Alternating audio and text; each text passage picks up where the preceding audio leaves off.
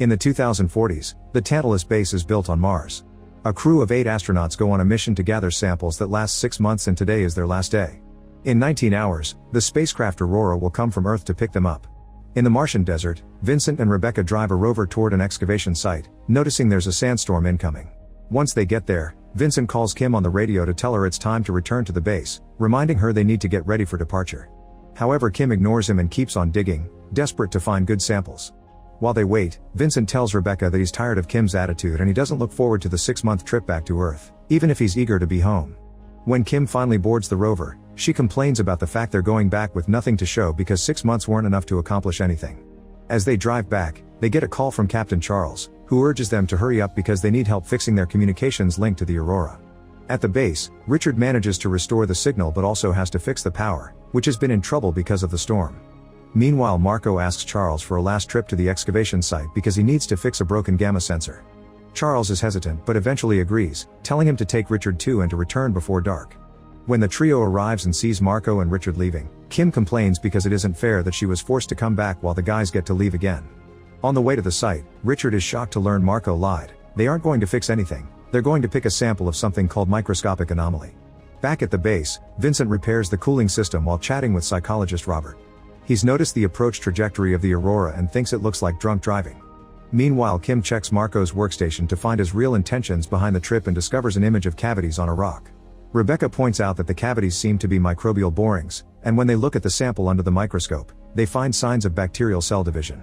This means Marco lied because he refuses to share the credit. Angry, Charles calls Richard and Marco to announce the excavation site is now off limits. However, Marco tells Richard to pretend that he didn't hear Charles because of the bad signal. Then Marco takes a soil sample from the dig site, and as he takes a closer look, the ground under him begins shaking and suddenly collapses, causing Marco to get stuck underground. Richard rushes out of the rover to help, but he can't see well because of the steam. Moments after Richard asks for backup, Charles and Lauren arrive to rescue Marco. Richard thinks Marco is already dead, but Lauren disagrees and tries to go down the pit. Charles immediately stops her, saying the pit is too dangerous in its current state. They decide that Lauren will stay behind to keep watch while Charles and Richard return to the base to pick up proper rescue gear. At the base, Kim tells Charles that she wants to announce their discovery. Richard points out that Marco died, but Kim thinks it's Marco's own fault for not respecting protocol and makes Richard mad.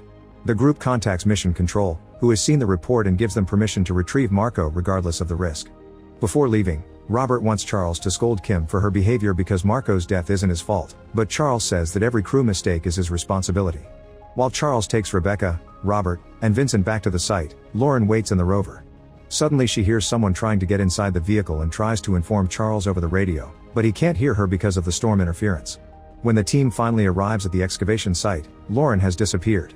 They assume she fell in the pit, so Vincent straps his suit to a rope and goes down. As he's about to reach the bottom, he notices a microbial organism growing on the rock formation. The further he goes down, the worse Vincent feels, and he starts hyperventilating as he has flashbacks of the time he was accidentally trapped in the Aurora. Noticing this, the others immediately pull the rope to bring him back. Vincent takes a moment to calm down and tells them he didn't see anyone down there. Then Robert looks around the area and is surprised to find 2 sets of footprints in the direction of the base. This doesn't make sense because they could have just taken the rover. The team calls Kim to tell her to get ready for possible casualties, and in return Kim points out that if Marco's suit is damaged, he could be suffering from brain damage due to oxygen deprivation. At that moment Richard checks the tracking system and sees 2 figures 50 meters away from the base. As Kim tries to establish contact with them on the radio, Richard goes to the airlock to let them in. At the same time that Kim sees a strange figure slowly making their way to the base, Richard opens the airlock and Marco falls to the ground, revealing a hole in his helmet. Richard helps him take it off, but steps back in shock when he sees Marco now looks like a zombie. Suddenly Marco stands up and grabs an electric drill to attack Richard, stabbing him in the gut. Richard falls but manages to move enough to trigger the alarm. Kim rushes to the airlock, but as soon as she sees Marco she runs away to hide in another room. Soon Lauren reaches the airlock too, revealing she's also infected. Richard struggles with his pain and manages to run into another room, locking the door behind him. Lauren goes after Kim instead, who starts fighting the creature the best she can considering she's no soldier. Soon Marco joins her and Kim uses every object in the room to defend herself. One of the creatures gets distracted by drinking some liquid on the floor, so Kim knocks the other down and runs, locking this door as well. Before passing out, Richard manages to say Mayday on the radio. When the others come back, Charles tells them to wait outside while he investigates, finding a complete mess inside. He finds Kim as Marco starts breaking down the glass door, so Charles orders her to get in a suit while he tries to hold the creatures off. Soon Marco gets out and Charles tries to reason with him, but it doesn't seem that the infected brain understands words. Once she's suited up, Kim leaves the base and Charles runs to the airlock. On his way out, the infected astronauts catch up to him and stab him on the shoulder. After some struggle, Charles goes out and reunite with the others. They disable the door to trap their sick friends and Vincent complains, but Kim shows him the creatures' faces while pointing out they aren't humans anymore. The group runs to hide in the greenhouse dome and Rebecca tries her best to treat Charles' wound even though she isn't a doctor. Charles realizes that he's dying and gets sad because he can't remember what his family looks like, so he asks the crew to tell his family that they were in his thoughts. Suddenly Charles grabs Robert by the neck, so the others have to pull him back and try to calm him down. A desperate Vincent holds him down until Charles has trouble breathing. Then Charles tells the crew they'll never see home and passes out. Vincent thinks he's dead, but Kim immediately ties Charles to the table in case his body reanimates like Marco and Lauren. Upset by the sight, Vincent covers the body with a blanket. While discussing what to do, Vincent looks under the blanket and sees the infection spreading. Moments later, they hear an explosion outside so they look at the monitor to discover that the infected astronauts have escaped by using an explosive on the airlock. Soon they make it to the dome and start pounding on the door at the same time Charles' body shakes for a few seconds. The crew wants to contact the space station but the comms are down, so Vincent volunteers to go through the oxygen pipe to get back to the base and fix the system. After Vincent leaves, Rebecca takes a sample of Charles's blood and notices that he's infected too. Minutes later, Vincent stops crawling because he is having a panic attack as he's haunted by the memories of his accident at the space station. On the radio, Rebecca helps him calm down by saying everyone in the team is as scared as he is. When he finally reaches the base, he finds blood all over the place but still gets down to work. Back to Rebecca, she wonders if antibiotics could neutralize the bacteria and injects Charles with a solution. Charles' body immediately starts shaking and contorting, so Rebecca thinks he may be fighting the infection. However, Kim points out that the movement is just the body's reflexes having a natural reaction. Once the body stops moving, Rebecca takes another blood sample and discovers that the bacteria is no longer multiplying, meaning the solution doesn't cure the bacteria but does slow it down. Kim pours the solution into a decontamination spray so they can vaporize it and use it against the creatures. Meanwhile, Vincent manages to contact Aurora but before he can tell them about the situation, the power shuts down. Robert checks the monitor and notices their sick friends are going back to the base because they can't break the dome doors. The team agrees to unlock the door to lure the creatures to the airlock and spray them with antibiotics. As soon as one of the infected astronauts comes in, the decontamination spray activates and the creature falls to the floor squirming. Unfortunately, Rebecca then discovers that the effect is only temporary because the bacteria is starting to develop resistance to the medicine. Vincent is making his way to fix the power only to come across an infected Richard, but he doesn't hesitate to repeatedly bash Richard's head with his flashlight. No matter how hard he hits, the creature won't go down, so Vincent runs to the oxygen pipe and crawls back.